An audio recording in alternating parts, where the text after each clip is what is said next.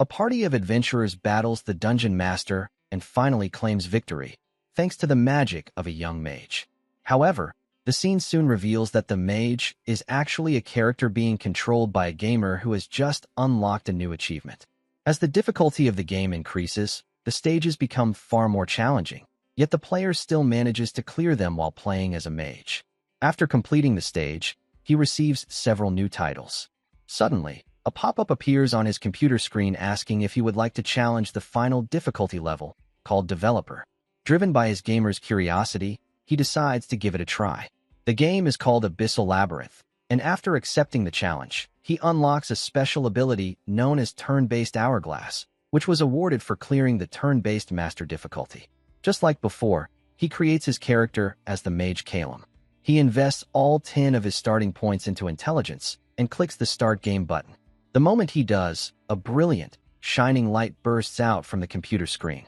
Confused and disoriented, he suddenly finds himself being shoved by a man inside what appears to be the game world. The stranger angrily calls him a criminal. Thinking it must be a dream, the gamer is baffled. After all, he has been sitting at his computer playing games the entire time. His confusion only makes the man even angrier. The stranger throws him to the ground and storms away. Now in pain and completely bewildered, Calum stands up, still wondering whether this is truly a dream. Soon, they arrive at the entrance to the labyrinth. There, an old man explains that all of them have been turned into slaves as punishment for their crimes, and the labyrinth is their only chance to change their fate. If they manage to escape alive, they can use the money earned inside the maze to buy their freedom. They may even earn the opportunity to enroll in the Magic Academy. Hearing this, Calum is shocked. The old man standing before him is a character straight out of the game Abyssal Labyrinth, and at that moment, he realizes the truth. He is actually inside the game itself. Soon after, the slaves are divided into small groups and sent into the labyrinth. Calum is placed in a party with 3 other people. Although he still has no idea what exactly is happening, he realizes that he is now in the body of the character he just created. And if this labyrinth truly follows the same rules as the game, then every monster they encounter will be extremely dangerous. Deciding that strategy is the only way to survive, Calum first attempts to assess the abilities of his teammates.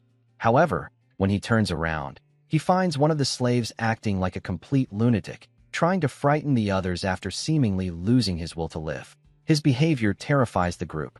Calum tries to calm everyone down and encourages them to stay focused, but the frightened man suddenly loses control and runs ahead in panic. Moments later, he is ambushed and killed by goblins. The elf girl begins crying out. Meanwhile, the lunatic man, who had already lost all hope, makes no attempt to defend himself and is also killed by a goblin spear. Now only 2 of them remain, Calum and the elf girl, facing 2 approaching goblins. The goblins charge straight toward Calum, but at that very moment, a notification appears before his eyes. Hourglass of Turn has been activated. This special ability freezes time for 60 seconds during a single turn. A countdown begins in front of Calum as the entire world around him stops moving. Now, with time temporarily on his side, Calum quickly begins planning how to survive. In a hurry, he raises his wand, only to realize that even a single movement consumes an action point. He checks his status and sees that he only has 3 points remaining. Thinking carefully, Calum takes a deep breath and suddenly realizes something important. Although he cannot freely move without spending points, he can still speak, and doing so does not consume any action points. In this strange world, speaking functions just like a chat command in the game. Using this discovery, Calum carefully points his wand at the goblin, spending the necessary action points. Then he prepares a fireball spell and releases it at the exact moment the hourglass ability ends. The fireball forms instantly and strikes the goblins, defeating them in a single attack and leaving the elf girl completely stunned. Since this new reality appears to follow the same rules as the game, especially when it comes to magic, Calum realizes that no one understands these mechanics better than he does. After the battle, Calum approaches the elf girl, hoping to find a reliable teammate. After all, even he does not know how long it will take to find the labyrinth's exit, and turns to the elf girl, asking what spell is embedded in her wand. Through tears, she replies that it contains the spell Lightning Shock, but admits that she has never actually used a wand before. Even so, Calum believes it is better than nothing. He advises her not to hesitate. If a monster charges at her, she must fire immediately. She nods, taking his advice seriously. With that, the two of them begin searching for the exit gate. Whoever forced Calum into this brutal world, whether it was a developer or something far beyond that, one thing is certain. Calum has already made up his mind. No matter what happens, he will survive. A few years earlier, the labyrinth suddenly erupted. Monsters poured out from its depths and spread across the surface, causing widespread destruction. Countless adventurers and mages lost their lives during that disaster. In response, the world's leaders created a harsh system to train future labyrinth explorers. Slaves are sent into the labyrinth, and only those who survive are allowed to grow stronger and earn a chance at freedom. That is the premise of the game's story. However, Calum knows that this world may not follow the game's rules perfectly, so he decides to remain extremely cautious. The elf girl thanks him for saving her and introduces herself as Yurnal. Calum also introduces himself, and the two continue walking deeper into the labyrinth. As they move forward, Yurnal remarks that Calum seems surprisingly calm. She remembers that he talked a lot with other people back on the slave ship, which makes him appear completely different now. Her comment immediately worries Calum. If there were people who knew the original Calum before he arrived in this world, he would need to be very careful about how he behaves. Trying to stay alert, he quietly tells her to focus and keep her voice down. But the moment after he says this, Yurnal accidentally steps on a trap tile, instantly activating Hourglass of Turn. Time freezes again as Calum immediately analyzes the situation. On the first floor of the labyrinth, traps often involve projectiles shooting from the walls. He quickly checks Yurnal's surroundings and notices there are no holes or openings in the walls that could launch anything toward her. Next, he examines his own side. Although it costs a few action points, he scans the area carefully. Fortunately, there are no hidden holes nearby, and the ceiling appears safe as well. That leaves one likely possibility, a floor trap. Calum recalls that there are 4 common types of floor traps on the first level of the labyrinth. The first is the rising spike trap, where spikes burst upward from the ground. The second is the exploding nail bomb trap, which releases a powerful blast with a wide radius that could seriously injure both of them. The third type is a gas trap, releasing poison or sleeping gas that would leave them helpless and easy prey for monsters. And the final possibility is a pit trap, where the floor collapses and drops victims directly to the second floor of the labyrinth, often with no chance of survival. Because the Hourglass ability activated, Calum knows the trap poses a threat to him as well.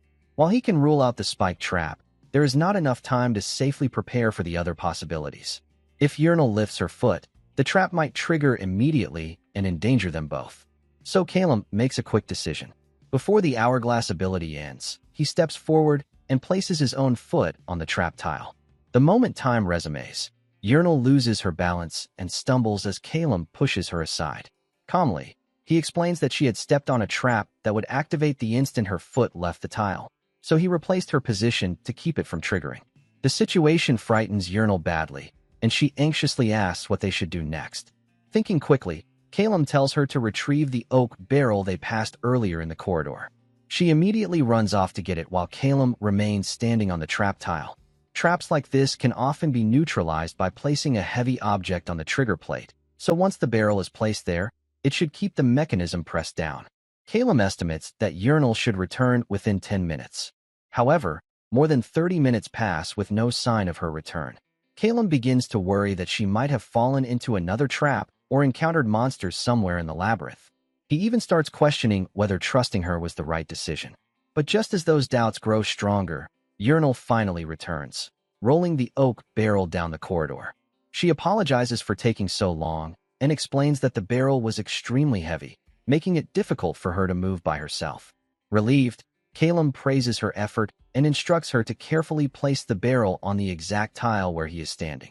After stepping away to a safe distance, Calum switches to a telekinesis wand to make sure there are no hidden traps nearby. Once he confirms the area is safe, he uses the wand to move the barrel slightly, triggering the trap from a distance. The mechanism activates harmlessly, and the danger is cleared. With the traps safely handled, Calum and Yurnal continue their journey through the labyrinth. However, they both know that many more monsters and traps are waiting ahead, and surviving will require constant caution. Even in this dangerous situation, Calum knows there is still hope. Thanks to the Hourglass of Turn, he has the advantage of acting first. Since they are still on the first floor of the labyrinth, his 10 points in intelligence should be enough to handle most threats. However, Calum still has several questions. He needs to confirm whether he can activate the Hourglass ability whenever he wants, and he also wants to verify whether casting magic consumes action points. Just as he is thinking about this, a pair of goblins suddenly appear, giving Calum the perfect opportunity to test his theory. Without hesitation, he activates the Hourglass of Turn. Time freezes, and Calum quickly switches to his fire wand.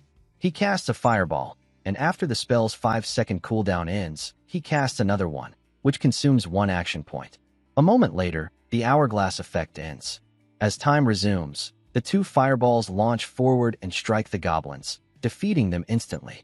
From this small experiment, Calum realizes something important. In theory, he could cast up to 4 fireballs within a single turn, giving him a powerful advantage in battle. Yurnal watches the scene in complete amazement. Calum's casting speed is incredibly fast, and he can even cast spells without chanting. Having just one of these talents would already be considered impressive, yet Calum possesses both. Meanwhile, Yurnal begins to feel discouraged. She believes she is too weak and cannot properly use magic, which makes her feel like she is only slowing Calum down. Calum also realizes that she is not suited for direct combat, as either a warrior or a mage. However, she is still an elf, which makes him curious. He asks how far she can jump. Yurnal explains that when she lived in the fairy forest, she could jump around 4 meters. Hearing this surprises Calum. That kind of ability means her agility must be at least 5 points or higher. Immediately thinking of a new strategy, Calum picks up the bow dropped by one of the defeated goblins and hands it to Yurnal, telling her to try using it. She quickly admits that she feels far more comfortable with a bow than with a wand. Seeing this, Calum tells her to provide support from the rear whenever monsters appear. At the same time, he collects her wand as well, meaning he now holds the wands of all their fallen teammates. Yurnal feels relieved and happy that she can finally contribute to their survival. But just as they begin moving again, Yurnal suddenly stops. She says she can hear someone following them. Calum quickly looks down the corridor they came from, but sees no one.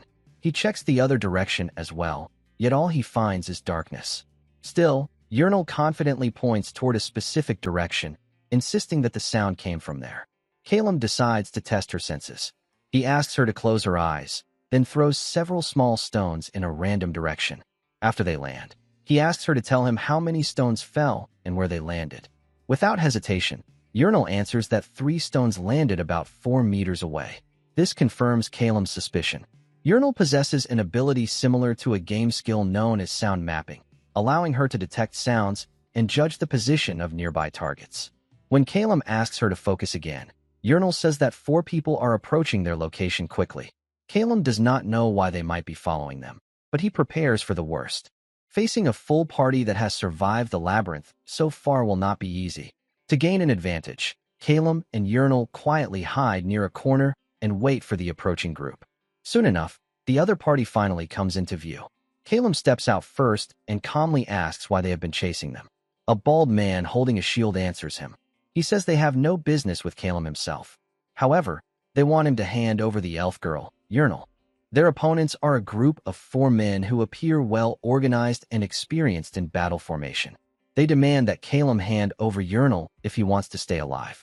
The bald man leading the group carries a sturdy shield that cannot be pierced by low-tier magic or simple arrows, making him confident that Calum and Yurnal's attacks will not work on him. The bald man then offers Calum a deal. He suggests that Calum join their group, forming a 5-man party. Yurnal gets terrified hearing this. Trembling and close to tears, she calls out Calum's name for help. Calum, however, remains silent for a moment while the bald man continues listing the supposed advantages of joining them instead of protecting Yurnal. But in reality, Calum has already made up his mind. He knows that if he travels with Yurnal, he can trust her enough to rest while she keeps watch. So Calum firmly warns them to leave if they value their lives.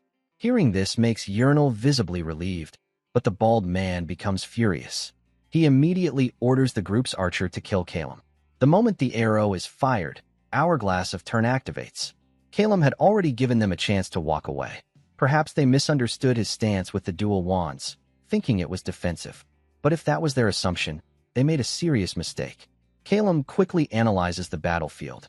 Beneath the enemy's feet lies a small puddle of water. In his hand, he holds a lightning-type wand capable of casting lightning shock. Normally, the spell can only affect a single target, but water can spread electricity. Using one action point, Calum casts lightning shock and directs it toward the puddle beneath the group. Next, Calum spends another action point to prepare Fireball. His plan is simple: strike them one by one before they can recover. The first attack hits the puddle area, while the next is aimed directly at the bald man. As the hourglass effect ends and time resumes, Calum's enemies suddenly find themselves in a desperate situation. Everything unfolds exactly as Calum predicted. The electric shock makes them lose their grip on their weapons, and a fireball strikes the puddle, creating thick steam that quickly clouds their vision. Before the bald man can shout orders for his team to scatter, another fireball hits him directly. At that moment, Calum tells Yurnal to fire her arrows. She immediately takes aim and begins shooting. The steam is so dense that normal vision would be useless, but with Yurnal's sound mapping ability, she can still track their positions. Calum instructs her to shoot all of them. His own spells are still on cooldown, so Yurnal must take down at least one opponent. Calum assumes the bald man has already been badly injured by the fireball, meaning he only needs to deal with the others afterward. He tries to cast another spell, but the wand still has 2 seconds left before it can be used again. Frustrated by the slow passage of time, he tells Yurnal to target the warrior first. However, Yurnal suddenly interrupts him and calmly says that she has already killed them all. Calum is stunned. He only heard 2 arrows being fired. As the steam slowly fades, the truth becomes visible. Somehow, Yurnal managed to eliminate them with just 2 arrows. Calum cannot hide his surprise. He jokingly remarks that Yurnal might actually be scarier than he thought. Yurnal apologizes to Calum. Calum reassures her that there is nothing to apologize for. In fact, thanks to her actions, they both survived. He then asks if that was truly her first real fight. Yurnal confirms that it was. Calum admits that it was also his first time ever using magic against people. But in a place like the labyrinth, survival sometimes leaves no other choice. Once the situation settles, while searching the area, Yurnal finds a backpack and brings it to Calum. Since it might belong to another adventurer, they carefully check its contents. Inside, they find a handkerchief, a frying pan, bread, a knife, a rope, and a wallet. Calum opens the wallet and discovers an identification card belonging to someone named Avison. Realizing the bag originally belonged to someone else, Calum concludes that the owner either died earlier and had his belongings taken, or was abandoned and later killed. Thinking about it reminds Calum that even in the game, there were countless ways to die inside the labyrinth. Without the hourglass of turn, Calum knows he would already be dead. Relying purely on luck and a single ability is not how Calum wants to survive. After making up his mind, he starts walking forward again. From now on, he will develop a thorough strategy, one with as few unpredictable variables as possible. It is finally time for Calum to accept the truth. This place may resemble the world of a game, but for him, it has become reality. And if he wants to live, he will have to clear it. Calum and Yurnal continue exploring the labyrinth for quite some time. After nearly 12 hours of non-stop goblin hunting, Calum notices that Yurnal is becoming completely exhausted. Seeing this, he decides it is time for them to rest, which makes Yurnal visibly relieved. They soon find a safe spot and set up a small fire. Yurnal prepares a few simple sandwiches and hands one to Calum. As they eat, she once again thanks him for saving her twice that day. Calum, however, gives credit to her as well. Thanks to her help, they were able to gather a large number of magic stones from the goblins they defeated. Yurnal then brings up the bald man's earlier offer, but Calum immediately dismisses it. He tells her that he would never abandon a trustworthy comrade. Hearing this makes Yurnal tear up with happiness. Grateful for his words, she offers to stand guard while Calum sleeps first. Calum accepts her offer and lies down to rest. The moment he falls asleep, his character enters sleep mode, and a notification appears informing him that he has leveled up to level 3. Calum quickly realizes that leveling up is triggered when entering sleep mode. Before coming to this world, Calum had already invested 10 points in wisdom, and with the bonuses from dual-wielding wands, his total has now reached 12. From his knowledge of the game, he knows that a total of 13 stat points is required to break goblin shields with magic. Since he had also maxed out wisdom in the original game, he decides to add 2 more points to wisdom. While reviewing the status menu, Calum notices that he can also view Urinal's stats, likely because she is part of his party. Her level is also level 3. After reviewing her stats, Calum adds one more point to her agility before ending sleep mode. When he wakes up, Calum finds himself still inside the game world rather than back in reality. Urinal is barely managing to stay awake while standing guard, clearly exhausted. The moment she sees Calum awake, she happily lies down to rest. However, she notices him picking up a shield nearby. Yawning, she asks what he plans to do with it. Calum explains that he wants to test his new power. He places the shield on the ground and casts Fireball.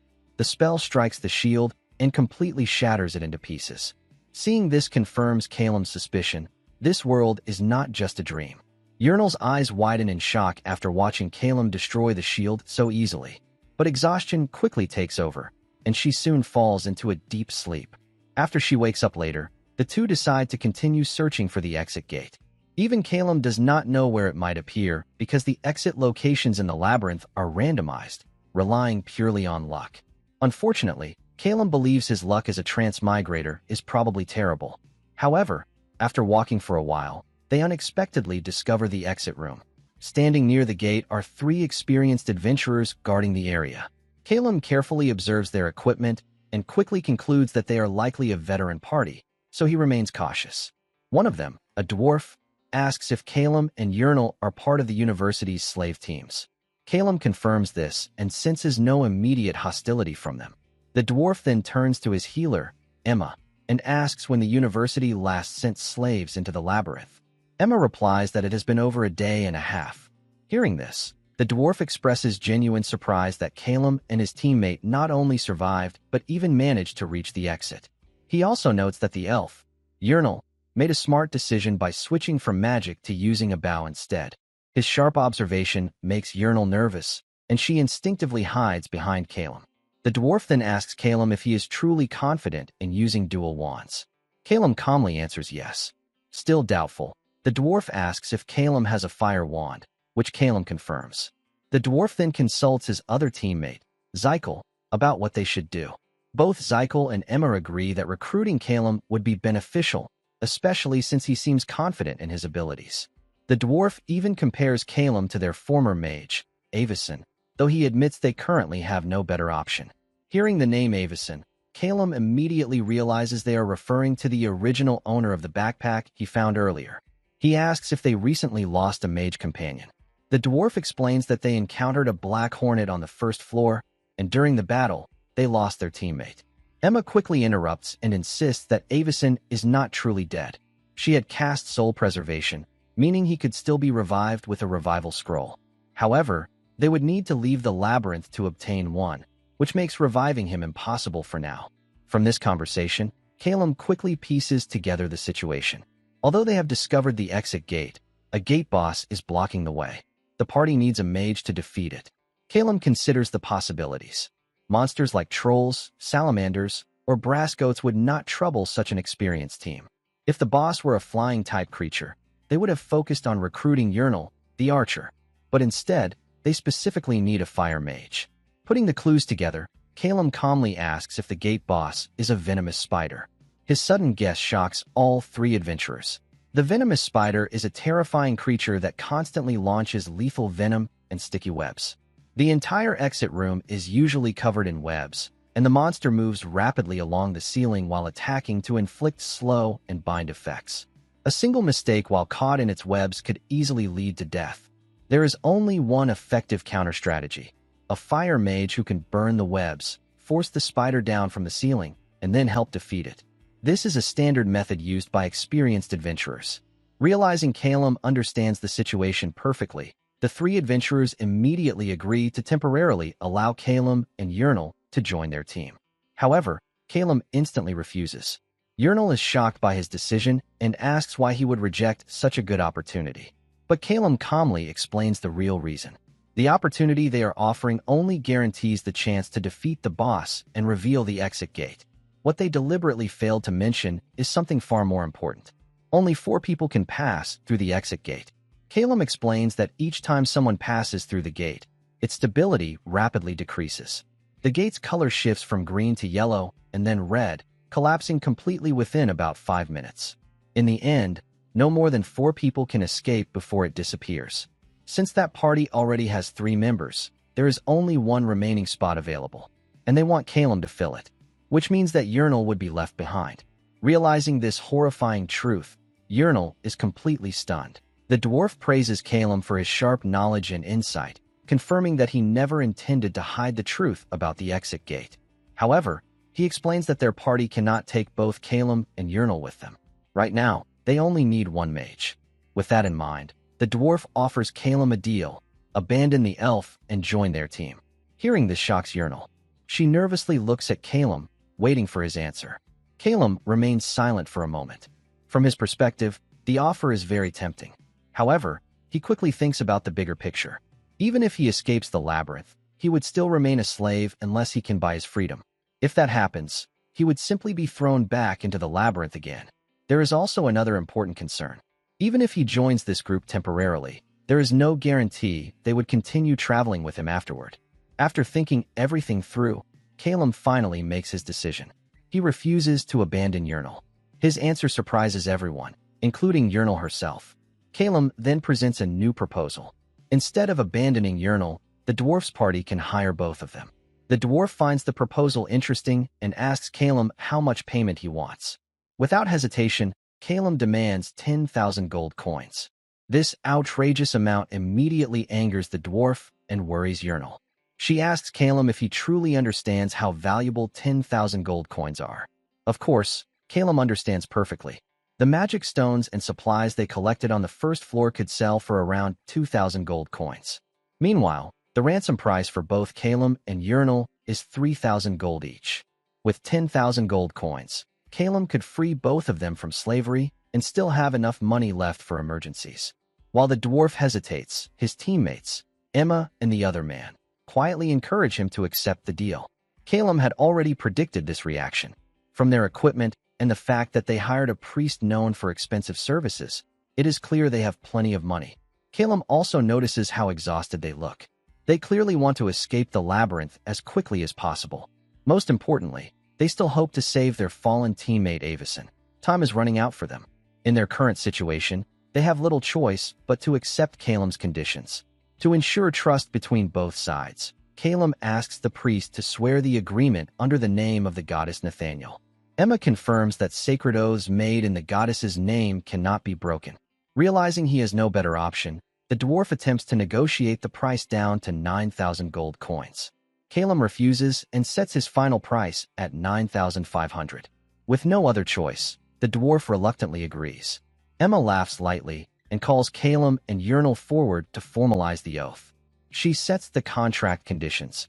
The agreement will remain valid until the dwarf Vertanen's party successfully exits through the gate.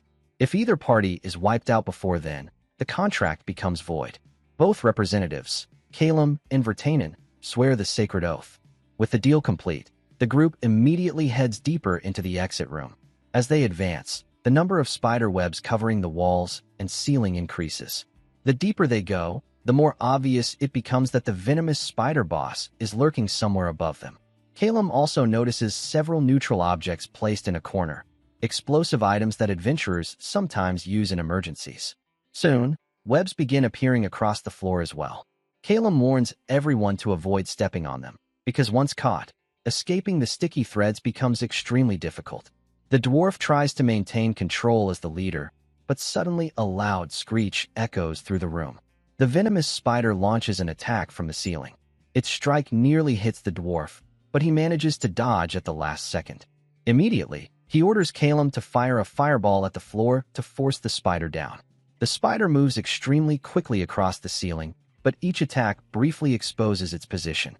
Calum realizes this might be their only chance to deal massive damage. Without hesitation, he activates Hourglass of Turn. Within the frozen moment, Calum rapidly casts 4 fireballs, consuming all of his remaining action points. The Hourglass ability then deactivates, and time resumes. All 4 fireballs hit the venomous spider almost instantly. The dwarf and his teammates are stunned. Not only did Calum cast 4 fireballs in rapid succession, but he did it without chanting. Seeing their shock, Calum quickly snaps them back to reality and tells them to move. Calum calls out to Yurnal, and she reacts immediately, firing arrows toward the spider as it crashes down to the ground. However, her arrows fail to damage the monster's tough body. Calum quickly tells her to stop, as continuing would be pointless. Once the spider lands, Calum begins issuing rapid instructions. He tells Emma to cast a magic barrier and orders Zykel to charge the moment the barrier is ready. The warrior becomes irritated at being commanded by someone he considers a rookie. Nevertheless, he charges forward and injures one of the spider's legs and quickly retreats. At that moment, the venomous spider prepares to release its poisonous attack. The dwarf orders Emma to cast Constellation Shield to block the explosion. But Calum suddenly proposes a different strategy: freeze the poison before it detonates. Calum casts Ice Spike. Then he quickly tells Emma to retreat and orders the dwarf to attack immediately. Emma hesitates, which irritates Calum. He urgently tells the dwarf to finish the monster while the opportunity still exists. The dwarf still insists on waiting for the shield, which only makes Calum more frustrated. In the game, he would simply click a command and everything would happen instantly. Finally, the dwarf gives in, muttering about Calum's short temper as he charges forward. With a powerful strike, he delivers the finishing blow and kills the venomous spider. Everyone feels relieved that the battle is finally over. However, Calum remains cautious. In the game, when the venomous spider appears as the boss, there is a very small chance that a second phase could occur. And now he cannot help but wonder, did the others forget about that possibility? The dwarf and his teammates begin discussing how difficult the fight against the venomous spider had been. However, Yurnal suddenly notices that Calum is still holding his wand pointed upward. Curious, she asks him why he is staring at the ceiling. Calum calmly tells her to look up. The moment she does, Yurnal freezes in fear and shouts in alarm. Hearing her reaction, the dwarf and the others also look up, and they are immediately shocked. The entire ceiling is covered with venomous spider eggs. It becomes clear that neither the dwarf nor Emma knew about the second phase of the venomous spider boss. Acting quickly, Calum immediately gives orders. He tells Yurnal to roll the oak barrel they brought earlier straight into the center of the room with all her strength. Yurnal reacts instantly and rolls the barrel toward the dwarf's position. Calum then instructs the priest, Emma, to cast weapon light on one of Yurnal's arrows so she can illuminate the ceiling. Once the glowing arrow reveals the location of the largest egg cluster, the dwarf grabs the barrel and hurls it toward the eggs with all his strength. At that exact moment, Calum activates Hourglass of Turn and rapidly casts 4 fireballs, aiming directly at the barrel. The barrel explodes, and the massive blast destroys the entire egg cluster. Once again, Calum performs silent casting at incredible speed, leaving the dwarf and his teammates stunned as they watch the attack unfold. The dwarf cannot help but acknowledge Calum's incredible talent. With the eggs destroyed, the exit gate finally appears. At last, the danger seems to be over. Fighting alongside an experienced party certainly made things easier, but at the same time, Calum finds it frustrating that he cannot control the team the way he could in the game. Zykel now seems quite impressed with Calum, and the dwarf openly praises his abilities. Curious, the dwarf asks what Calum's profession was before becoming a slave. Of course, Calum cannot exactly say that he was a devoted gamer who spent most of his time playing games. The dwarf admits that he had not expected much from Calum and Yurnal when they first met. In fact, he assumed they would probably die quickly. Hearing this makes Yurnal visibly angry, but Calum had already taken such attitudes into account when he demanded 9,500 gold coins earlier. The dwarf confirms that he will pay the agreed amount. However, he adds that the matter is not completely finished yet. Calum calmly agrees with him, which confuses the others. Calum explains the reason. The payment must be settled in the village. According to their contract, the agreement is only fulfilled once the dwarf's party successfully crosses the exit gate. Until then, the deal is not complete. Yurnal, clearly worried, urges them to simply leave through the gate since it is right in front of them. But Emma gently explains that the sacred contract must be followed. Calum must also cross the gate with them in order to receive the 9,500 gold coins. This realization shocks Yurnal. If Calum cannot leave with them, the contract will become void. After all, no one would carry such a huge amount of gold into the labyrinth in the first place. This rule often works against those who cannot safely return to the village. Calum already knew about this system. In the labyrinth, High-value contracts are always settled outside, not inside the dungeon. Zykel finally understands why the dwarf negotiated the payment down earlier.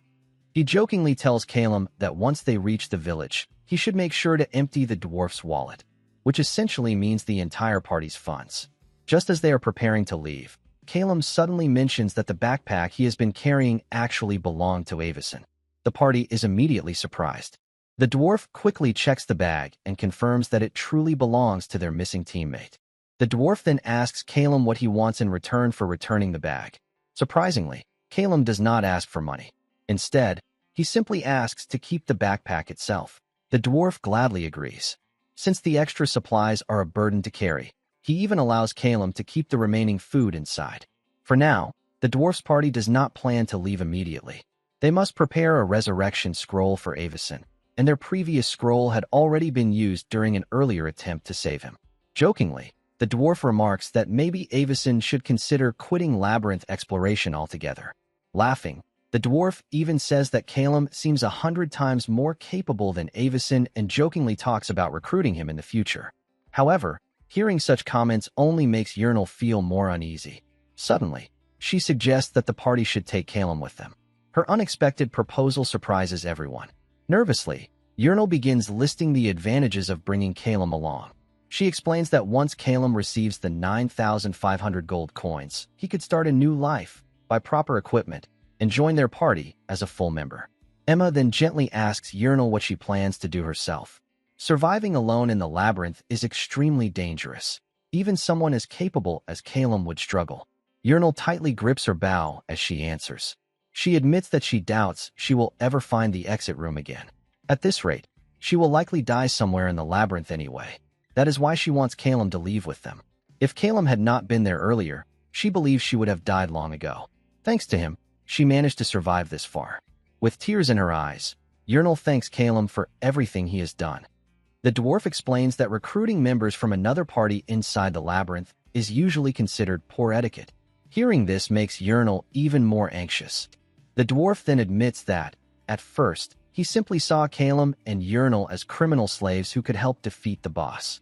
He had not really thought about what would happen to them afterward. However, after fighting together, his view has changed. Now he wants to treat them with proper respect. Because of that, the dwarf presents a proposal for both of them. First, he invites Calum to officially join their party. If Calum accepts, the dwarf promises him 25% profit sharing, along with the previously agreed 9,500 gold coins. Calum recognizes that it is an extremely generous offer. Even Yurnal believes it is a great opportunity, so she tearfully encourages Calum to accept it and leave with them. But the moment she says that, a strange notification window suddenly appears in Calum's vision, something only he can see. The message explains that if Calum chooses to stay by Yurnal's side at this moment, her trust level will reach 100%. In addition, Calum will unlock a new feature of the Hourglass of Turn, allowing him to give commands to Yurnal while the ability is active. Calum quickly realizes he has discovered a hidden mechanic of the Hourglass ability. In the original game, certain skills could evolve through special routes as players leveled up. It seems the same system exists here as well. The new skill expansion allows Calum to issue commands during the Hourglass of Turn. When the ability ends, Yurnal can immediately carry out those commands. Of course, the commands must remain within realistic limits. The dwarf then asks Calum to make his decision. Instead of answering immediately, Calum secretly activates Hourglass of Turn so he can calmly analyze the situation. On one side is the enhanced Hourglass ability and a talented archer like Yurnal. On the other side is immediate escape from the labyrinth and membership in a powerful, experienced party. After thinking it through, Calum makes his choice. He decides to stay with Yurnal and escape the labyrinth together with her. Hearing this makes Yurnal cry even harder, overwhelmed with emotion. The dwarf's party also realizes how serious Calum is about his decision. In truth, Calum admits to himself that he might have made the same choice even if this were just a game. Investing in Yurnal's potential could be far more beneficial in the long run. Besides, he simply is not cold-hearted enough to abandon someone who trusted him. Seeing Calum's resolve, even the usually expressionless warrior begins tearing up slightly. The dwarf and Emma also show their respect for Calum's determination. Emma then breaks the emotional silence and asks Calum a practical question. How does he plan to defeat the next exit boss with only the two of them? Calum calmly answers that he plans to purchase the spider's remains for 1,500 gold coins, which can be deducted from his payment. Before leaving, the dwarf smiles and tells Urinal that the moment she showed earlier, when Calum chose to stay, was even more impressive than the 4 ultra-fast fireball attack. As a token of appreciation, he even gives them a small share of additional supplies for their support. Emma also tells them that once they reach the surface, they should visit her at the Temple of Nathaniel. She promises that she will personally pay them their reward there. Before departing, Emma performs a goddess's blessing on Calum and Urinal. The blessing temporarily increases all their stats by 1 point for 12 hours, while also granting immunity to curses. After that, the group gathers near the exit gate. Before leaving, everyone introduces themselves properly to Calum and Urinal. Then, one by one, they step through the gate and disappear. Once they are alone again, Urinal asks Calum why he stayed behind even though he had the perfect chance to escape. Calum knows she is worried that the two of them cannot defeat the next boss alone. But what she does not realize is that Calum has spent countless hours playing this game. In his mind, he has already calculated the strategy. He gently tells her to stop crying and begins extracting the venomous spider's poison fangs. Because Urinal's trust level has reached 100%, Calum now has the ability to give her commands during the hourglass of turn. Urinal continues extracting the spider's fangs for a while before suggesting that they should work together to finish faster. However, Calum asks her to trust him, assuring her that there is a reason he wants her to do it alone. Although Calum would like to help, he knows that the success rate of extracting items depends on dexterity. Calum currently has 0 points in dexterity, while Urinal has 2, making her far better suited for the task. While she continues the extraction, Calum quietly reviews the new details of the Hourglass skill expansion. He wants to understand exactly how far these commands can go. After some time, Urinal finally finishes extracting all the poison fangs. Calum packs them into the backpack and prepares to move forward. As they walk, he begins crafting poison arrows using the fangs they collected. Urinal smiles brightly after completing her task. Seeing her cheerful expression makes Calum feel satisfied, and that alone makes his decision feel worthwhile. Calum tells Urinal to combine the goblin arrows with the spider's poison fangs to create poison arrows. She agrees, but she's doubtful. Even if she manages to craft one, she believes it won't make much difference in battle. Calum explains that earlier they failed to deal real damage because their equipment was poor. Archers rely heavily on their gear. Bows are difficult to craft, but arrows are a different story. If they create special arrows, even a weak bow can unleash tremendous power. Calum then asks her to start crafting. Item combination success rates depend on dexterity, and since Urinal's dexterity isn't very high, he doesn't expect much. However, he's shocked when she successfully creates poison arrows with surprising ease. What shocks him even more is the risk involved. If she misjudges the force while combining the materials, the poison gland could burst and seriously harm her. Calum reads the poison arrow's description and tells her to store them carefully and only use them when he gives the order. With that settled, the two continue moving forward. While walking, Calum decides it's time to test the newly unlocked Hourglass of Turn expansion feature. He activates the Hourglass and quietly commands Urinal to take a water bottle out of her bag and hand it to him. Interestingly, no action points are consumed since Calum himself isn't performing the action directly. When the Hourglass ends, Urinal naturally pulls a water bottle from her bag and hands it to him. Curious, Calum asks why she did that. Urinal casually replies that she thought he might be thirsty. This makes Calum even more interested in how the ability will work during combat. After walking for a while, they encounter a group of goblins. Calum sees the perfect opportunity to test the system in battle. He activates the Hourglass again, fires a fireball at one goblin, and commands Urinal to shoot the leg of another. The moment the Hourglass ends, Urinal immediately fires an arrow at the goblin's leg, exactly as instructed. Calum quickly finishes off the other goblin. Afterwards, he asks Urinal why she aimed for the leg. She simply replies that it's the easiest target to hit. From this, Calum reaches an important conclusion. When he issues commands during the Hourglass of Turn, Urinal carries them out through her own judgment and will. This makes the ability extremely useful, especially in situations where Calum might be busy handling something else. He also remembers the system's warning. Commands that go against Urinal's nature or are too difficult might be harder for her to follow. Wanting to test the limits, Calum gives her a harmless command: do a simple dance. To his surprise, Urinal actually starts dancing awkwardly. The moment becomes incredibly embarrassing for Calum. He quickly pretends nothing happened and starts walking again, while Urinal's face turns bright red from embarrassment. As they continue through the labyrinth, the mood becomes tense again. To lighten the atmosphere and gather information, Calum activates the hourglass once more and commands Urinal to tell him everything she knows about him before they entered the labyrinth. When the hourglass ends, Urinal begins explaining. She recalls the time she first heard him speaking on the slave ship when they were transported together.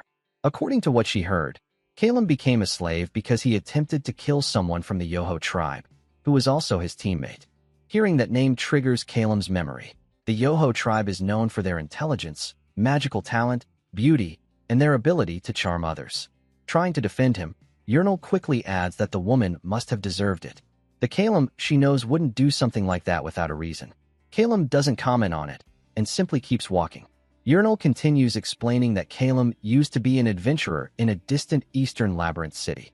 The Magic Academy usually places one experienced person in every group of 4 slave adventurers. Now she finally understands why those teams are structured that way. Eventually, while exploring deeper, the two finally discover the exit room. Calum expected the exit room to appear eventually, but finding it this quickly makes him uneasy. Urinal suddenly notices someone lying near the exit gate. It's Avison. His body is brightly illuminated by soul preservation magic, keeping it perfectly intact. His appearance is pale but elegant, like a noble young master. Calum carefully examines the surroundings while explaining how expensive soul preservation magic is. There's no way a slave could ever afford something like that. He suggests that if they recover the body and return it to Avison's family, they might receive a reward. At that moment, Urinal hears a disturbing sound nearby. However, Calum immediately notices something strange. The sound isn't the buzzing of wings. If the dwarf's information was correct and the enemy was a black hornet, they follow the sound and soon discover the source, a black hornet larva. Calum finds the situation extremely unsettling. The only reason the black hornet would leave its nest is if something unexpected forced it to. Trying to understand what's happening, Calum asks Urinal if any adventurers recently went missing on the first floor of the labyrinth. She isn't sure about the details, but she remembers hearing about a rogue called Black Attack who disappeared. According to rumors, he defeated the Black Hornet alone after his entire party was wiped out.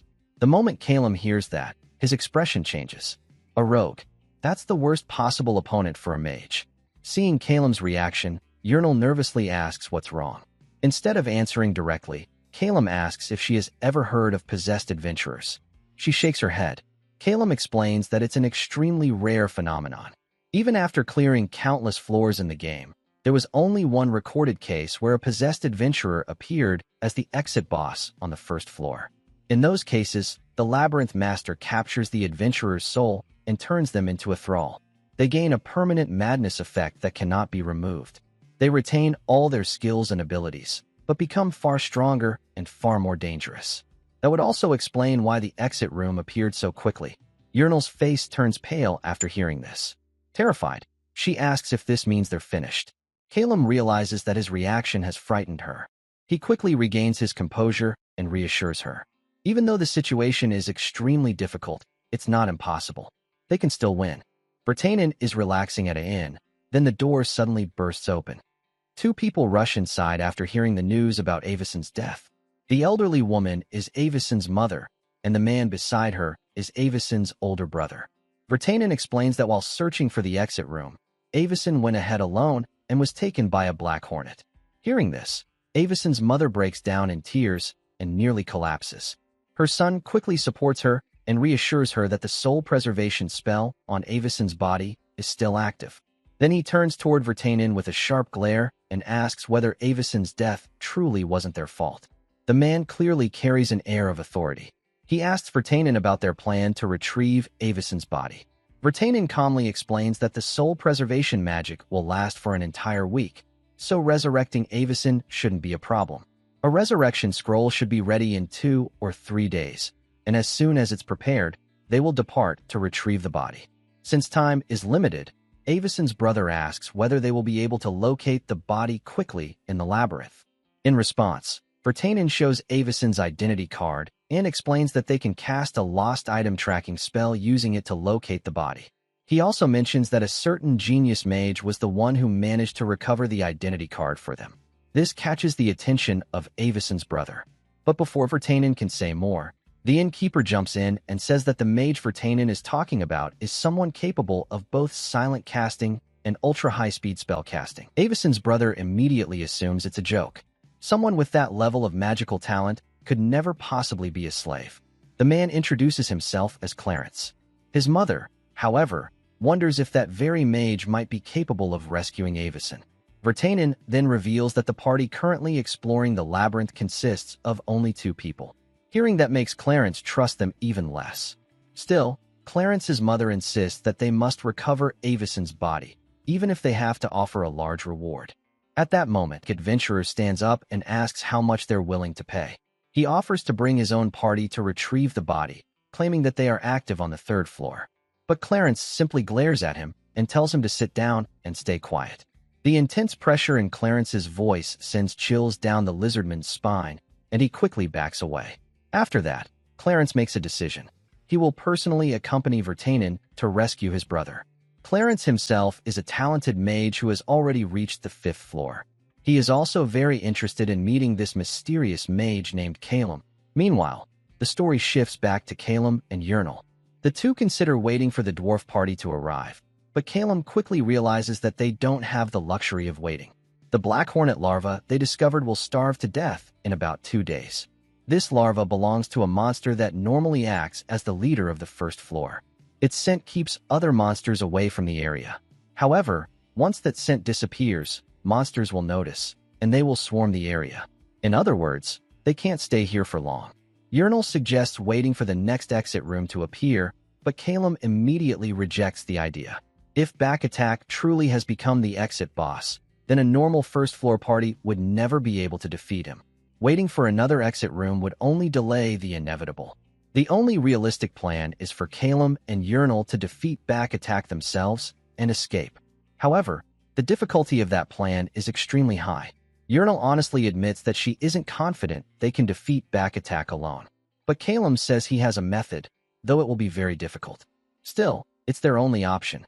Urnal agrees to follow whatever plan he proposes. Calum warns her to prepare herself, because what comes next will be a very rough strategy. Calum then begins what can only be described as hellish training. His goal is simple: defeat 100 goblins and reach level 5, which is nearly the maximum level achievable on the 1st floor of the labyrinth. They already reached level 4 after defeating the venomous spiders. If they grind relentlessly for 2 days, they should be able to reach level 5. At level 5, they will gain a growth branch point that allows them to unlock another special ability. As they hunt goblins, Calum carefully strategizes. They only collect the most valuable magic stones and discard the rest to save time. Their next goal is to hunt goblin shamans and gather as many useful scrolls as possible. After hours of relentless fighting, they finally stop to rest. Calum praises Urnal for her hard work, but she looks completely exhausted after the long grind. The black hornet larva is still alive, though it will likely die the next day since it hasn't eaten for several days. Calum begins preparing something else. He fills a large oak barrel with water and magic stones as part of his strategy. Once he finishes, he tells Urnal that it's finally time to rest. Urnal looks at him and suggests that they should take turns keeping watch. However, Calum insists that he should sleep first. That suggestion instantly annoys her, and the cold look she gives him sends chills down Calum's spine. But he can't help it. He absolutely needs to sleep first so he can level up and properly plan their strategy. Calum quickly explains his reasoning and promises that when they switch shifts, he'll extend her rest time by 30 minutes. Hearing that, Urnal's mood immediately improves, and she agrees to let him sleep first. Once Calum enters sleep mode, both of them finally reach level 5. Now, Calum has the chance to choose a brand new ability. After finalizing their preparations, Calum and Urnal step into the exit room. Urnal hesitates and asks if Calum really plans to face the boss while carrying the black hornet's egg. Calum calmly replies that he won't leave it behind. It's difficult to carry, but it will give them a strategic advantage during the fight. Inside, they find the legendary rogue, Back Attack, sitting on a throne made of stone. The moment he stands, he vanishes and reappears behind Calum, charging at him with lethal speed. Calum had already anticipated this and activated the hourglass of turns in advance, aiming strategically behind him. Calum starts with a 4 lightning strike, while simultaneously instructing Urinal to douse him with water. The hourglass ends, and Back Attack is struck by Calum's strike, falling to the ground. Urinal immediately hurls a water barrel onto him, drenching him completely. Calum then uses Ice Spike to freeze Back Attack's movements, but the rogue evades with a Shadow Leap. Thinking quickly, Calum lifts an oak barrel and orders Urinal to shoot it with an arrow. She follows his command, wetting the floor around Back Attack, and Calum freezes the surrounding area with another Ice Spike. He anticipates that Back Attack will try to step carefully or use a walking skill, but the rogue surprises him by throwing a dagger. Thanks to the Black Hornet's eggshell, Calum remains uninjured. Though his strategy is momentarily disrupted, the dagger's power is weakened due to the distance. Back Attack calls back the dagger and activates his invisibility. Calum immediately instructs Urinal to locate him. She notices subtle changes around her and shoots an arrow at his position. Back Attack dodges, revealing himself. The hourglass of turns is not yet ready. 15 seconds remain, but Calum anticipated this. He quickly targets the larva and kills it with an Ice Spike. This moment was precisely what Calum had trained for. Having leveled up, he activates the hourglass of turns and uses his special ability, Killing Momentum, which recovers 2 action points upon killing an enemy. Using both action points, Calum's strike lands. In the real world, he had been an expert marksman in the military, and his precision shows. Calum asks Urinal for Back Attack's location. Once identified, he freezes the rogue with an Ice Spike, immobilizing him. Calum then orders Urinal to fire a poison arrow. She does so, hitting Back Attack squarely, and now even breathing will gradually kill him. Calum's plan anticipates 2 damage per second until Back Attack succumbs. For a moment, it seems perfect, and Calum allows himself a brief relief. But suddenly, Back Attack begins glowing with a sinister red light. Alarmed, Calum immediately redirects his wand and informs Urinal that they must switch to Plan B. He had hoped it wouldn't come to this, but it has. The greatest danger of possessed adventurers in the labyrinth is that they can still wield the extraordinary abilities they had in life, and Back Attack is about to prove just how deadly that can be. Even though a possessed adventurer is one of the most dangerous threats in the labyrinth, Calum had already anticipated this possibility. That's why he prepared a backup strategy, Plan B, to cover every outcome. Before entering the boss room, Calum instructs Urinal to fire only 1 poison arrow first to test the enemy. While using both arrows would normally be the best strategy, he wants to confirm whether the possessed adventurer has a way to remove poison. Even for a skilled and agile thief, avoiding a Black Hornet's poison stinger completely is nearly impossible. Since Back Attack is a thief and unlikely to use magic, Calum deduces that any countermeasure would come from special abilities rather than potions or scrolls. Confirming whether Back Attack has detoxification abilities becomes his top priority. If he does, Plan B will begin. During the fight, Calum and Urinal manage to push Back Attack back and successfully strike him. However, Back Attack reveals his special ability, Adrenaline Rush, which removes all negative effects, restores 50 health points, and resets the cooldown of a first-tier skill. He immediately uses cautious steps and charges toward them. Calum cannot use the hourglass of turns yet, as it still has 3 seconds of cooldown remaining. When Urinal asks for permission to shoot, Calum refuses, knowing Back Attack can easily dodge. Instead, he focuses on creating distance from Urinal to set up Plan B. Calum sprints away and casts Ice Spike, but Back Attack dodges it and quickly grabs him, pinning him in a corner. Just as Back Attack is about to land a fatal blow, Calum calls out to Urinal, who is already aiming at the enemy. Back Attack reacts instantly, using Shadow Step to evade. Now that the distance between Calum and Urinal is ideal, and with both of them positioned near a cliff, Calum initiates Plan B. Back Attack attacks again, forcing Calum to use a potion he obtained from the dwarf party. However, as Calum pulls out 1 potion, Back Attack steals another and drinks it. This enrages Calum, but the plan is already in motion. At that moment, Calum activates the Hourglass of Turns, revealing that everything so far has been part of his strategy. To execute Plan B, Calum grips a potion bottle in his mouth and pulls out a scroll they had looted from a shaman goblin. He then signals Urinal that it's finally time to attack. As the hourglass effect ends and all action points are consumed, back attack's seemingly fatal strike fails. The scroll turns out to be a magic armor that can nullify up to 5 attacks, as long as each deals less than 100 damage.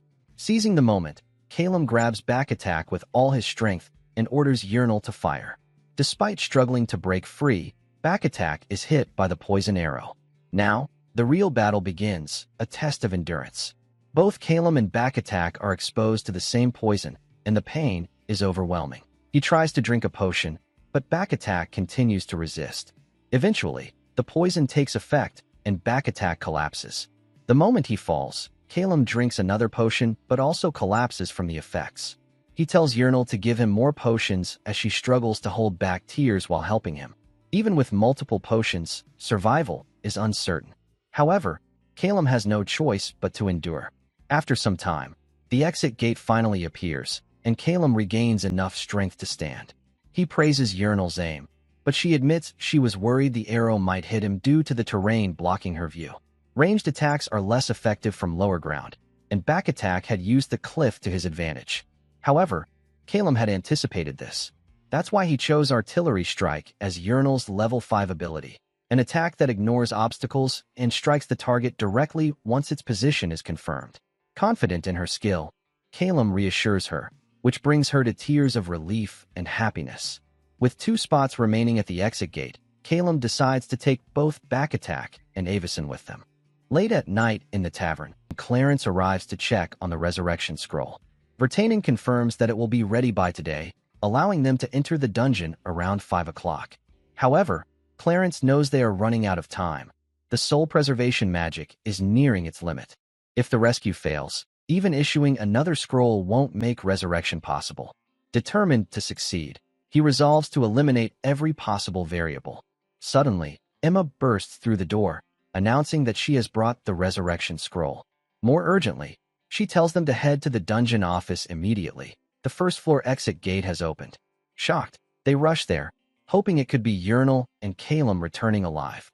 In the dungeon union's underground control room, the instructor waits near the exit gate.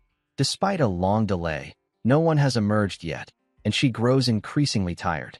Moments later, Clarence, Vertanen, and their party arrive.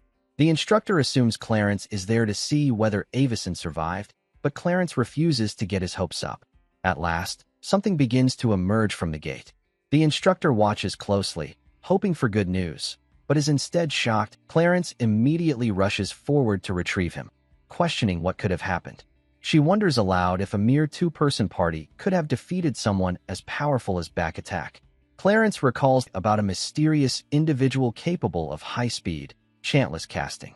Just then, Urinal steps out of the gate, bringing relief to Emma and Jekyll. Vertanen expresses his confidence, saying he always believed the 2 of them would succeed.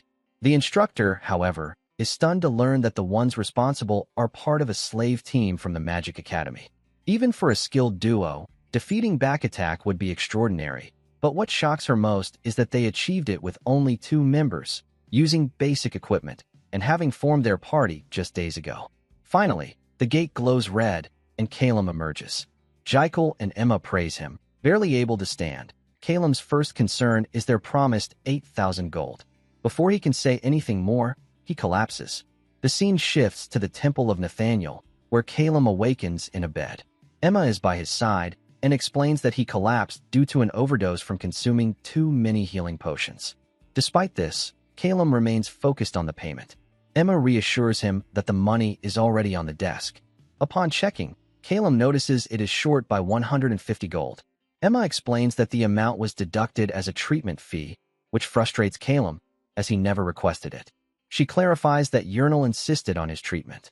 Emma then asks whether Calum plans to go to the Magic Academy to claim free citizen status. However, Calum is more interested in what happened to Avison and back attack. Emma reveals that Avison is currently in the resurrection chamber, and the revival process should begin soon. As for back attack, his body has been sent to the morgue.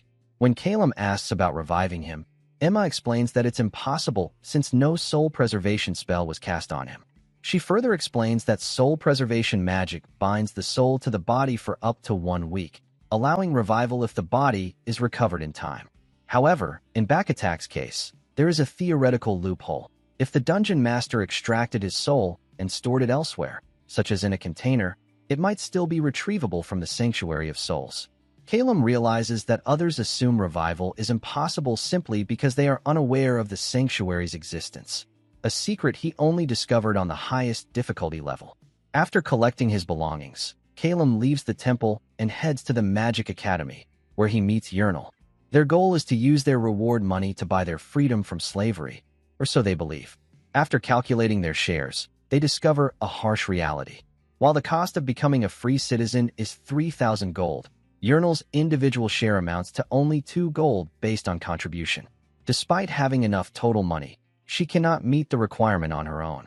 Faced with this outcome, Yurnal becomes overwhelmed with fear and breaks down in tears. Calum doesn't understand the outcome, so he asks the official to explain the criteria for settlement and distribution. Instead of answering verbally, the man demonstrates it using magic. With a wave of his wand, he activates a scale of fairness, a system that visually measures each participant's contribution to the adventure. According to the testimony provided by the Vertanen party, Yurnal's contribution in the exit room battle is calculated to be worth only 2 gold coins. Calum is amazed, as it is his first time witnessing such magic in action. However, he immediately objects to the result. He argues that Yurnal's contribution is being undervalued, especially since she personally crafted the weapon that ultimately defeated Bakatak. The officials dismiss this claim, stating that such factors are not relevant under the terms of the Vertanen party's contract. Refusing to back down, Calum explains that the entire plan revolved around acquiring poison arrows and clearing the exit room. Without Yurnal's skill to process the poison fangs, he would never have proposed the contract in the first place. Yurnal watches silently, feeling both grateful and emotional as Calum continues to argue on her behalf. After hearing his explanation, the official acknowledges that this information will be recorded in the scale of fairness, and they proceed to a full evaluation of the adventure. Before beginning, the official casts lie detection magic and instructs them to place their belongings on the table and truthfully recount every detail of their journey in the labyrinth. As Yurnal begins her testimony, Calum quietly urges her to do everything she can to escape slavery this time.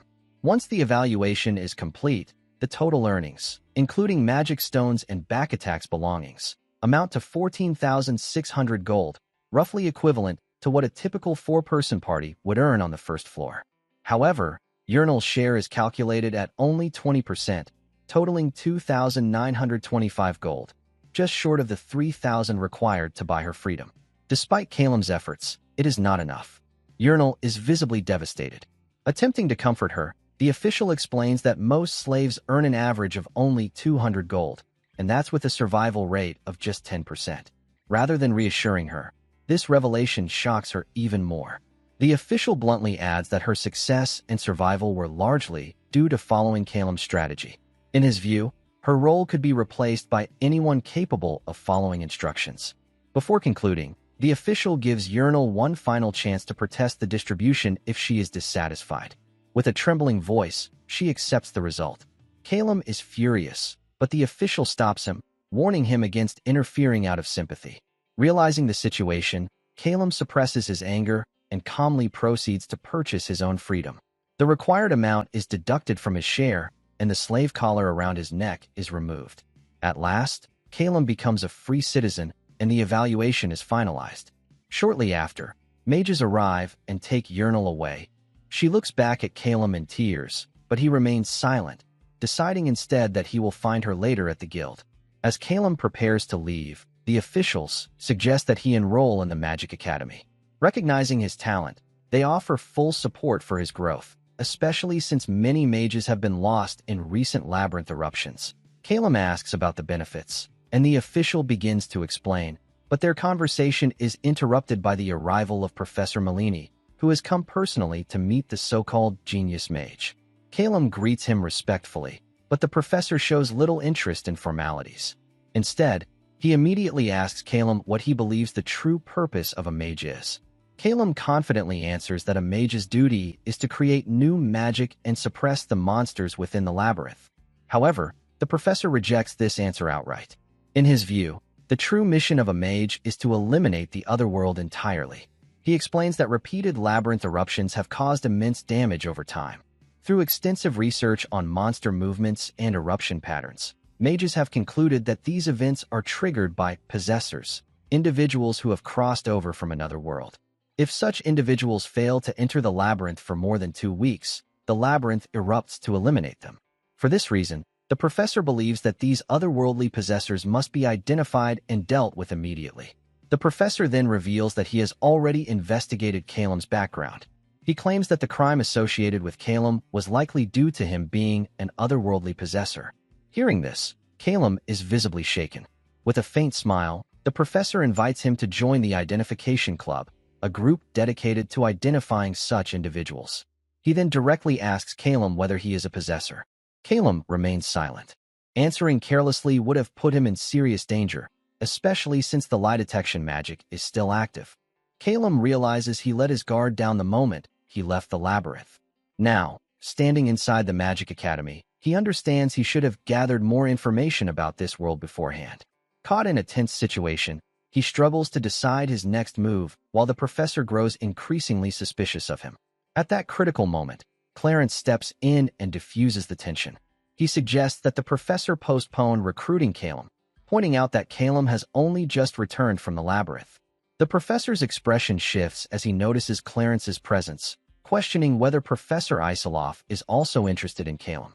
Clarence confirms this calmly, stating that everyone at the academy values talent, especially rare abilities like high speed, non-incantation casting, which are far more suited for labyrinth exploration than targeting possessed individuals. His remark clearly irritates the professor, leaving him without a proper response. Taking advantage of the moment, Clarence reassures Calum that he doesn't need to make a decision immediately and encourages him to hear Professor Isolov's offer first. With that, Clarence successfully guides Calum out of danger. As they walk down the hallway, Calum reflects on how narrowly he avoided a serious situation. However, a new question arises. If magic like detection or truth verification exists, why can't the Academy easily identify otherworldly possessors? There must be limitations or restrictions on such spells. The more he thinks about it, the more frustrated he becomes, realizing how careless he had been earlier. Once the lie detection spell is lifted, Clarence formally introduces himself as a graduating mage and the older brother of Avison, the very person Calum helped save. He explains that he avoided speaking earlier out of respect, since most people consider the use of lie detection magic intrusive and offensive. In fact, its use is restricted by law and is generally permitted only during slave evaluations. This revelation frustrates Calum even more, as he realizes the professor deliberately chose that moment to question him. Clarence then explains the internal divisions within the Magic Academy. There are 3 main factions. The first is led by Professor Maldini, who believes in identifying and eliminating otherworldly possessors. The second is Professor Isolov's faction, which supports working alongside possessors to better manage labyrinth exploration. The third is Professor Dahlstream's faction, which holds a more unusual belief that possessors should be revered. Curious, Calum asks about this final faction. Clarence explains that Professor Dahlstream studies ancient texts and magical records. According to his research, possessors may actually be engaged in a hidden conflict with the Labyrinth Master, using labyrinth entrances as a kind of battlefield. The Labyrinth Master is said to have the power to capture human souls and drive them into madness, something no ordinary person can resist. However, legends speak of a unique mage capable of resisting this influence, a turn-based mage who can halt the physical world and act purely through logic and reasoning. Clarence admits this theory sounds more like a fragmented legend than proven fact, which is why the faction has only a few members and exists mostly out of respect for its founder. Eventually, they arrive at Professor Isolov's office. Inside, the professor explains that his group focuses on researching unusual phenomena within the labyrinth, including hidden areas, ecosystems, and monster behavior. Recently, their attention has shifted toward possessed adventurers, not otherworldly possessors. According to Isolov's theory, beings like Back Attack are neither fully alive nor truly dead. Instead, Their souls may have been captured and are being held somewhere within the labyrinth. Hearing this, Calum realizes that the Academy still has no knowledge of the Sanctuary of Souls. The fact that Bakatak's body was recovered presents a valuable opportunity for further investigation. Professor Isolov recognizes Calum's importance and invites him to join the group, suggesting they work together to locate Bakatak's soul. Calum smiles at the proposal. In his past experience, he has completed similar tasks, restoring the souls of possessed adventurers and even recruiting them as allies. He begins to wonder if the same might be possible here. After considering his options, Calum decides to enroll in the Magic Academy while avoiding Professor Meldini. As for Professor Dahlstream's faction, its beliefs seem too extreme. That leaves Professor Isolov's group as the most practical choice. However, Calum makes one unusual request. He wants to form his own party. This surprises Professor Isolov, as most newcomers prefer joining experienced teams due to the dangers of the labyrinth. Still, intrigued by Calum's confidence, the professor grants his request. With that, Calum officially joins Isolov's club. Later that night, an instructor escorts Calum to his assigned room and tells him to rest. When he opens the door, he is stunned by how spacious and luxurious it is, far larger than the villa he once lived in. Pleased, he asks whether future party members could stay with him, but the instructor replies that it goes against the rules. However, she casually adds that she is too busy to monitor him closely, implying he can manage things as he sees fit. After she leaves, Calum prepares to relax. The day has been overwhelming. Escaping the labyrinth, completing a major quest, regaining his freedom, and enrolling in the academy, all in rapid succession. Exhausted, he plans to visit the library for more information about this world, handle admission formalities, and then go to retrieve Urinal. Calum finally allows himself a moment of rest, closing his eyes after a long and eventful day. The next day, Calum attends class, exhausted after spending the entire night researching in the library. Despite his fatigue, he knows he can't afford to be careless again, especially after what happened with the lie detection magic. As he begins to doze off, Professor Dahlstream enters the classroom, greets Calum, and introduces himself before starting the lesson. The professor explains a fundamental spell called Memorize, which allows a mage to summon a memory book. This ability is obtained through a contract with the God of Wisdom, granting access to magical storage slots. He then presents the contract required to obtain the memory book and demonstrates the spell, summoning a glowing book before the class. Afterward, he instructs the students to try it themselves and check how many slots they have. Calum follows the instructions, and his own memory book appears. The number of slots depends on the caster's level. At level 5, Calum has 3 slots. The professor explains that the number of spells a mage can learn is limited by these slots. However, by combining spells within the slots, they can create entirely new magic. He then assigns his assistant, Scarlet, to continue the lesson, claiming his back hurts. Although surprised, Scarlet takes over and leads the class to the magic practice hall. There, she explains that combining 2 first-grade spells can produce a second-grade spell, depending on the arrangement. This process is called spell bookbinding, and one of its advantages is that the resulting spell does not require additional slots. She briefly introduces the concept of triple binding, combining 3 spells, which is far more difficult and has a low success rate, but produces extremely powerful results with multiple attributes. To demonstrate, Scarlet performs a high-level spell, creating an overwhelming display of power that leaves the students stunned. Everyone except Calum, who remains unimpressed. Afterward, she presents a list of first-grade spells available for purchase at the Magic Bookstore and advises students to consult her if they need guidance. While reviewing Calum's memory book, Scarlet is shocked to see that he already has all 3 slots filled, but with what she considers to be poor combinations. She can't understand his logic, especially since he chose spells that seem ineffective in combat. As the discussion draws attention, Professor Dahlstream returns. After examining Calum's setup, he surprisingly approves of it and encourages him to experiment further. Despite Scarlet's objections, the professor insists that innovation often comes from unconventional approaches. Later that night, Calum returns to his dormitory and begins working on spellbook binding. Sitting on the sofa, he starts combining spells. First, he merges Hot Wind and Dust to create Hot Explosion, a second-grade spell. While both base spells are weak on their own, their combination produces a powerful Dust Explosion, stronger than a standard fireball. Next, he combines Humidify and Hot Wind to create Heat Wave, another second-grade spell. Finally, he performs a triple binding using Dust, Humidify, and Hot Wind, resulting in Cumulonimbus, a second-grade spell capable of generating storm clouds that unleash lightning. It has been a long time since Calum last used such advanced combinations, something he previously mastered at the highest difficulty level. Excited by the result, Calum considers testing the spell with the Hourglass of Turns. To maximize his potential, he plans to purchase a lightning wand so he can cast spells with both hands. After completing his preparations, he decides to visit the temple the next day to acquire essential items. The following morning, at the Adventurers Guild, a worker calls for Yurnal. She looks dejected after learning that she is being teamed up with a group for labyrinth exploration. As she walks forward, she wonders what kind of person her next team leader will be, fearing the worst, and she doubts she will ever meet someone as kind as Calum again. Lost in her thoughts and holding back tears, she suddenly freezes in shock. Calum is sitting right in front of her.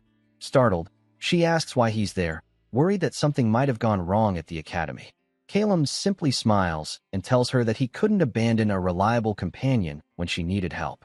Then, raising his hand, he declares his intention to make her a free citizen.